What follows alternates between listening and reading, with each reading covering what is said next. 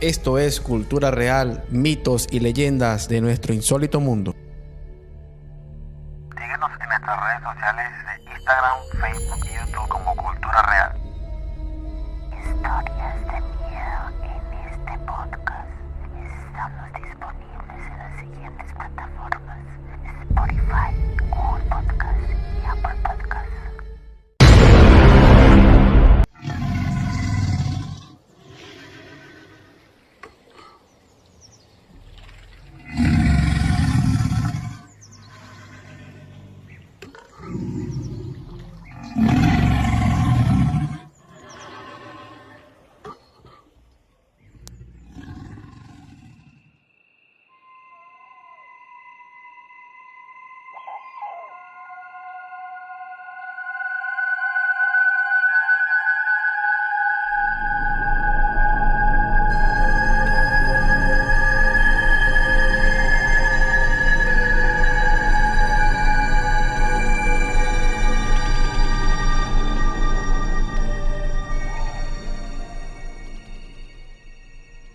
La leyenda del hombre caimán, un podcast en colaboración con el grupo de historias y leyendas de mi pueblo. Se llamaba Saúl Montenegro y su afición era espiar a las mujeres plateñas que se bañaban en las aguas del río Magdalena. Gabriel García Márquez ya hacía referencia a sus historias a las peculiares leyendas del Caribe, desde cadáveres de niñas a las que les seguía creciendo el pelo después de morir, a lugares fantásticos como Macondo, y quizás tampoco inventaba tanto en realidad. De entre todas esas leyendas hay una especialmente curiosa. Hace mucho tiempo existió un pescador bastante libidinoso y mujeriego llamado Saúl Montenegro, que tenía por afición espiar a las mujeres plateñas que se bañaban en las aguas del río Magdalena, un río de Colombia que desemboca en el mar Caribe. Así comienza la historia del hombre caimán, una leyenda frecuente que suele contarse en la población ribereña del Plato Magdalena. Esto es en la costa caribe colombiana. Saúl, que preveía que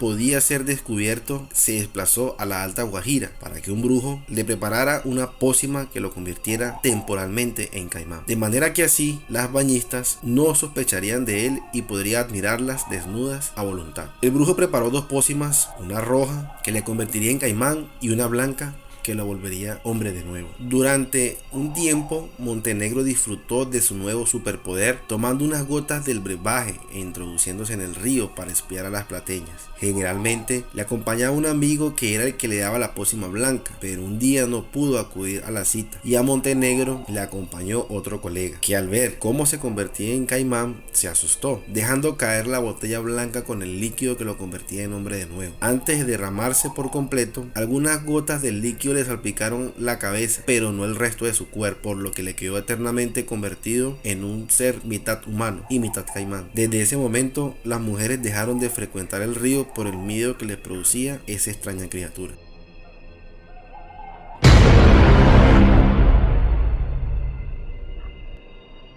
En la costa caribe, en Plato, se celebra anualmente el festival de esta extraña criatura e incluso existe una plaza y un monumento en su honor que son patrimonio cultural. Además, José María Peñaranda inmortalizó a la curiosa figura en una canción. Voy a empezar mi relato con alegría y con afán que en la población de Plato se volvió un hombre caimán, lo que sirvió para darle aún más popularidad. El brujo preparó dos pócimas, una roja que le convertiría en caimán y una blanca que le volvería hombre de nuevo. Pero ¿cómo surgió esta extraña leyenda? Según explica el diario El Tiempo, habría de remontarse el año de 1940, en plena Segunda Guerra Mundial. En Plato vivía un abogado llamado Virgilio Di Filippo, que además era profesor, periodista, sacristán y escritor, e incluso tocaba el órgano en la iglesia parroquial, por lo que participaba activamente en la vida del pueblo. El 5 de julio de aquel año, a la dirección del periódico El Heraldo de Barranquilla,